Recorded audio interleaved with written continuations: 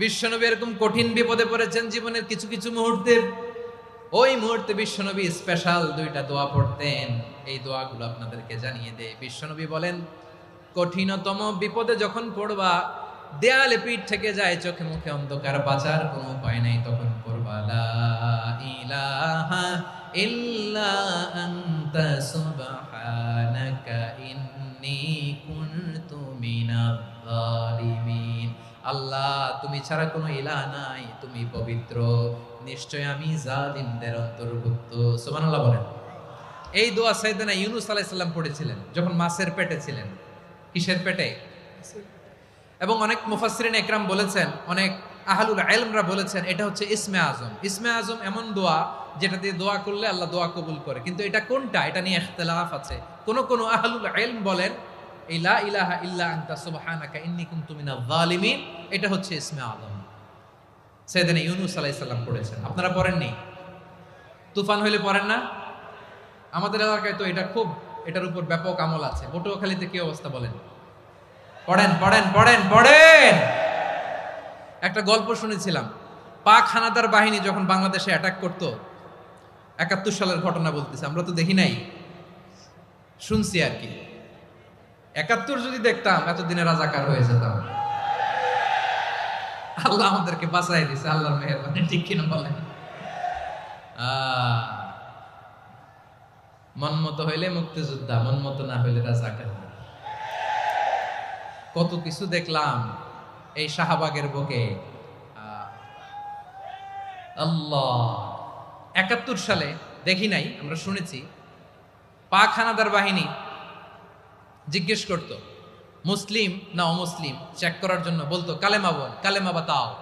তো যারা কালেমা বলতে পারতো পাকিস্তানি বাহিনী নাকি ওদেরকে ছেড়ে দিত, শুনেছি। তো একজনকে, এক বাঙালিরে পেয়ে তার মাথার মধ্যে বন্দুকর নল ধরে বলতেছে কালেমা বল সালে, কালেমা বাতা, কালেমা বল। তো ভয়ের চোটে এই দোয়া পড়া শুরু করছে।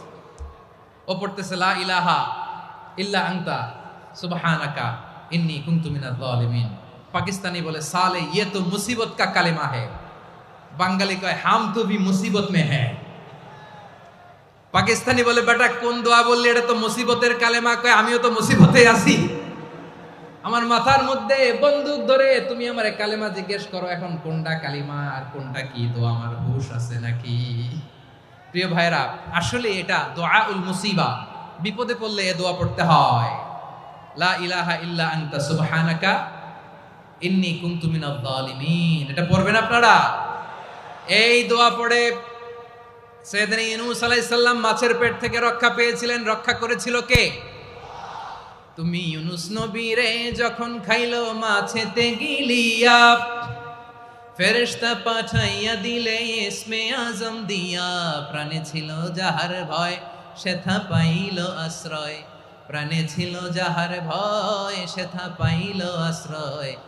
মাছের পেট হতে সে যে পেল পরিত্রাণ। আল্লাহু আল্লাহু তুমি জাল্লে জালালুহু, শেষ করা তো যায় না গে তোমার গুণগান। আল্লাহু আল্লাহু, সুবহানাল্লাহ পড়েন। লা ইলাহা ইল্লা আনতা সুবহানাকা ইন্নী কুনতু মিনাজ জালিমিন। বিশ্বনবী বললেন, দেয়ালে পিঠ থেকে গেলে, চোখে মুখে অন্ধকার, বাঁচার কোনো উপায় নাই, তখন এই দোয়াটা পড়তে হবে। এই দোয়া পড়ে আল্লাহর কাছে ফরিয়াদ করলে বিপদ মুক্ত করবেন কে? কেন এই দোয়াটা আল্লাহর কাছে বড্ড প্রিয় জানেন আমার ভাইয়েরা? কারণ এই দোয়ার মধ্যে 3টা জিনিস আছে। আমি যেরকম আঙ্গুল উঁচু করেছি এরকম করেন তো। 3টা। কয়টা? 3টা। 1 নম্বরে হচ্ছে তাওহীদ, 2 নম্বরে তাসবিহ, 3 নম্বরে তাকরীর। আই রিপিট, আবারও বলছি, 1 নম্বরে তাওহীদ, 2 নম্বরে তাসবিহ, 3 নম্বরে তাকরীর। এ দোয়াটা আল্লাহর কাছে এত পছন্দনীয় কারণ এ দোয়ার প্রথম অংশে আছে তাওহীদ, আল্লাহর একত্ববাদের ঘোষণা। লা ইলাহা ইল্লা আনতা, ও আল্লাহ আপনি ছাড়া কোনো ইলাহ নাই, উপাস্য নাই। এ কথা বললে আল্লাহ বড্ড খুশি হয়ে যায়। সুবহানাল্লাহ পড়েন। এ দোয়ার দ্বিতীয় অংশে আছে তাসবিহ, মানে আল্লাহর প্রশংসা, প্রশংসা সূচক বাণী। সুবহানাক সুবহানাক সুবহানাক, ও আল্লাহ আমি আপনার পবিত্রতা ঘোষণা করছি। সুবহানাক, এ কথা শুনলেও আল্লাহ খুশি হয়ে যায়। সুবহানাল্লাহ পড়েন। এই দোয়ার তৃতীয় অংশে আছে তাকরীর। তাকরীর মানে পাপের স্বীকৃতি। তাকরীর মানে কি?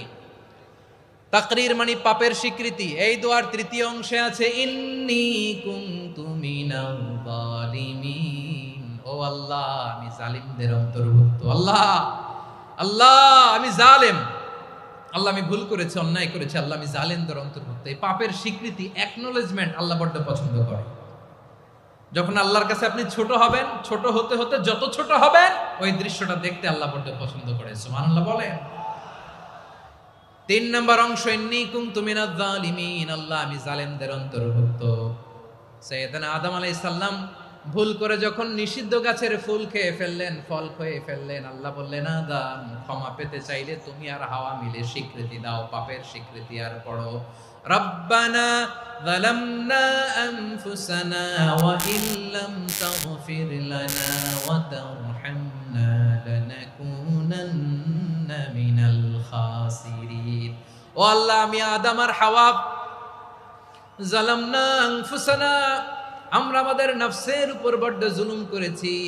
আল্লাহ ওয়া ইল্লাম তাগফির লানা ওয়া তারহামনা, আপনি যদি ক্ষমা না করেন, আপনি যদি দয়া পরবশ না হন, আপনি যদি রহম না করেন, আমরা তো ক্ষতিগ্রস্তদের মধ্যে শামিল হয়ে যাব। এই দোয়া করার সাথে সাথে সাইয়েদনা আদম আর হাওয়া আলাইহিস সালামকে ক্ষমা করে দিলেন কে? তাহলে এই দোয়ার 3 নম্বর অংশ তাকরীর, এটা আল্লাহ বড্ড পছন্দ করে। আমার কলিজার টুকরা ভাইয়েরা, গুনাহ করে শিকার যেতে হবে, এটা আল্লাহ ভালোবাসেন।